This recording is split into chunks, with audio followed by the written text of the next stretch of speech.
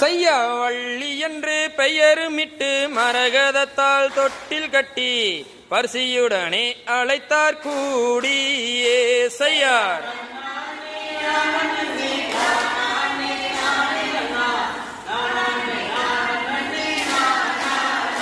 செய்யா ஓரிரண்டு வயதுமாகி ஓலமிட்டு விளையாடி ஓடியாடிதான் திரியும் நாளிலே செய்யார்.